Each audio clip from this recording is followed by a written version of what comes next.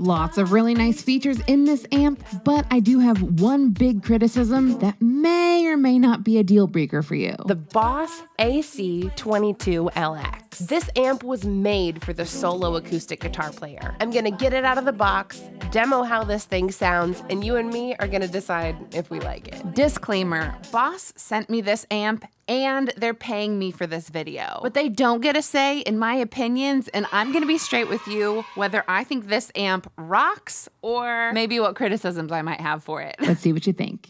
Yeah, I got a new amp and it's pretty fly.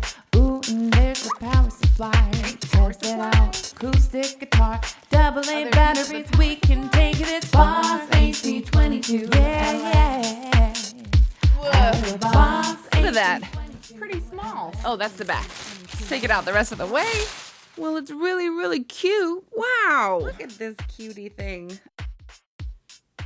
Here's the front of it. It's about as big as my arm, so really it weighs nothing at all. Look on the top here. We've got two channels, an XLR input and a guitar instrument input. It has phantom power, volume knob, some EQ knobs, and this little rhythm box. Little icons show you what drum you're picking and then the volume of the rhythm. We can demo some of those rhythms later. And then the power. On the guitar channel here, it plugs in with a 1/4" volume knob for the guitar and then some basic EQs for the guitar. Now, this airfeel knob is potentially the thing that might really make this amp stand out for us acoustic guitar players. Because even though I'm plugging in the guitar with a 1/4" cable here, the airfeel settings is meant to mimic different miking configurations. Traditionally, there's a few different ways you can mic an acoustic guitar that could affect the sound. Oh, and since I'm looking at the back, I love that it's battery powered. 1, 2, 3, 4, 5, 6, 7, 8. And you can take this puppy anywhere. Or plug it in here with the power supply. This power supply that it came with, it's the same one that I use on the RC600, the RC505, and my Roland keyboard. All right, here we've got the amp set up essentially how I would at an actual gig.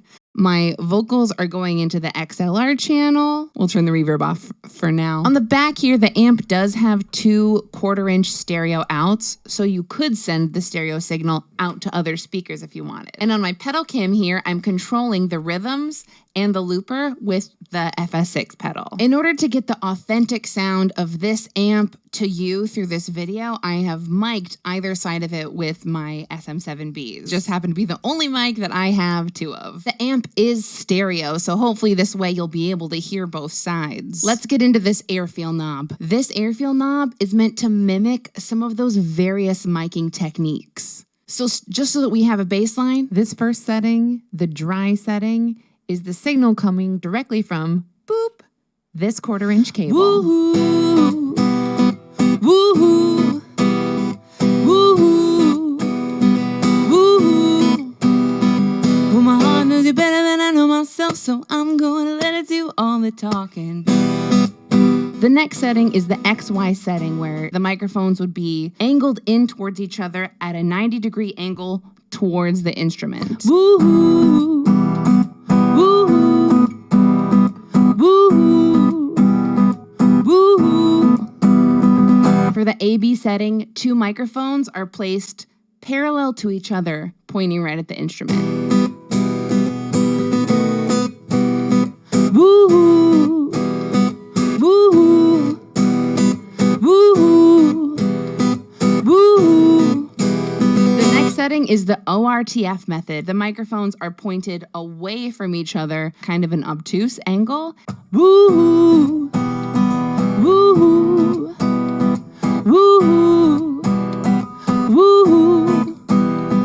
And finally, we have the mid-side miking technique. Woo, woo.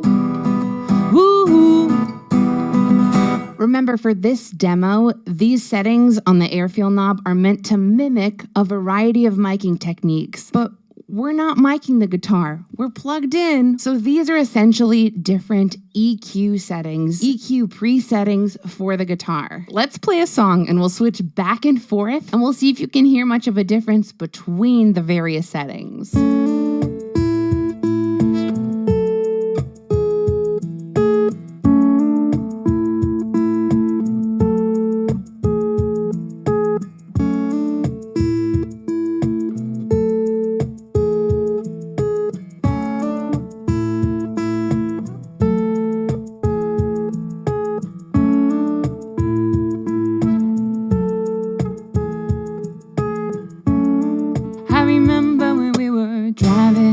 Driving in your car, speeding so fast, felt like I was drunk.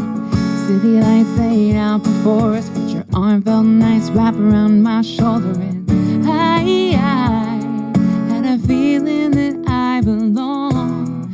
I had a feeling I could be someone, be someone. You can hear the different guitar settings, and I can also hear a difference in how that guitar sound supports the vocal. I've been controlling the rhythms with the FS6 here at my feet. When you plug in an A-B control pedal like the FS6, the A is going to control the loop and the B is going to control the rhythms. Speaking of the rhythms, we can edit and modify the rhythms we want. We can start and stop the rhythms here also. We don't necessarily need a control pedal. And while the rhythm's playing, we can use this tap tempo button to speed it up or slow it down. See these little icons of the rhythm? So this is the cajon rhythm. Let's go to the shaker. Okay. Hold down the tap tempo button, and it'll give us a couple different variations. Oh, and the light changes depending on which variation. Conga rhythm, tambourine rhythms. Ooh, dang, that's a lot of tambourine. Drum set, let's go. And a volume knob just for the rhythms. The amp also comes with a built-in one-track looper. And here on the top of the amp, there's lights to indicate whether we're recording, playing, or overdubbing. And since we just have one pedal here on the FS6 to control all of that, you have to know the looping code. The looping code is when you press once for record, once to loop it back, once again if you want to overdub, and once again if you want to stop the overdub. To stop the sound of the loops completely, you double tap on that same button, and to delete those loops that you just recorded, you hold it down. Loop, loop, loop-a-doop, loop, loop, loop-a-doop, loop, loop, loop-a-doop, loop, loop, loop-a-doop, loop, loop, loop-a-doop, loop, loop, loop-a-doop. So you can play it and stop it by double hitting. A loop-a-doop, loop, loop, loop-a-doop, loop, loop, loop-a-doop, loop, loop, loop-a-doop. I do a lot of live looping, and honestly, I prefer when it goes record, overdub, play, because the way it's set up now is you have to play back your loop before you can start recording again. Because if you double tap it, it stops the loop, right? But for this amp, you can't edit that. It goes in the order of the lights. It goes record, play, overdub. And at least we have these lights to indicate which one we're on, because the FS6 isn't going to give us any visual information. If you want to erase them completely, you hold down the button and they're gone. I don't super love that they play back that short, 1.5 seconds before it deletes. I feel like at a show that would sound kind of bad and distracting for the audience. My favorite thing about this amp so far is the sound quality. It's such a small amp, but it has a huge sound, and so I really wanted to take this amp on the road, well, outside somewhere. I want to know if it'd be good for buskers or good for potentially cocktail hours at a wedding. So here's some footage of me and my buddy CJ Stout playing with this amp outside.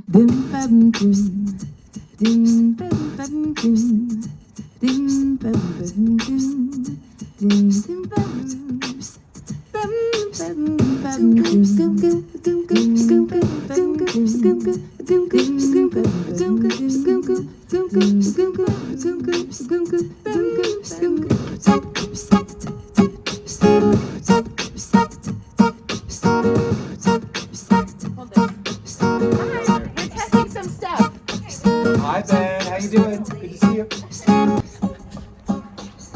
Sounds pretty good even from far away. The reverb loses its charm. Does it? When it's loud? Yeah. Oh yeah, it sounds weird. But when it's not goose, it sounds nice. There's no burn. There's a little burn.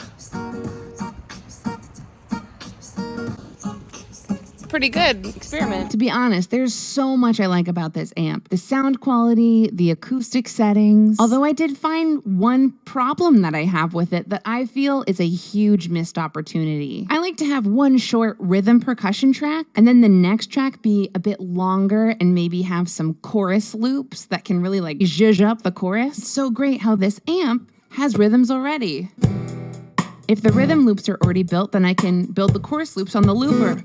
Woo-hoo, woo-hoo, woo-hoo, woo-hoo, woo-hoo, woo-hoo, woo-hoo, woo-hoo, woo-hoo. So that'd be really nice to have the rhythms and then an accompanying vocal part or something. But the problem is the rhythms and the loops are not synced to the same clock. So if you don't play them exactly on the note, they could get off.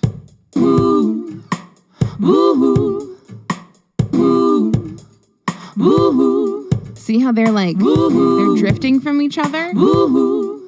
So will I use this amp? Hell yeah. It's such a small size, and the sound of it really was so nice. For such a quality amp that is so very portable, 10 out of 10. The only thing that knocks it down a few notches is that weird, like, looper rhythm box sync problem. But let's be honest, I'm not gonna use the rhythm tracks or the looper. I'm gonna bring my own looper and build my own rhythm. I really don't think that Boss needed to include those extra features. Maybe some people would use this amp more for a practice amp, and some of those rhythms and a basic looper could be helpful. You just can't really use them together. So for the sound quality, the battery poweredness of this thing, I'm gonna get a ton of use out of this. Thank you so much, Boss, for sponsoring this video, and thank you so much to my patrons that make this YouTube channel possible. My patrons get behind the scenes looks, early downloads, and unreleased music from me. And all of your comments and love on the Patreon means so much to me. Thank you, patrons. Check out my live looping playlist, and don't forget to subscribe. Bye! So it's EQ filters.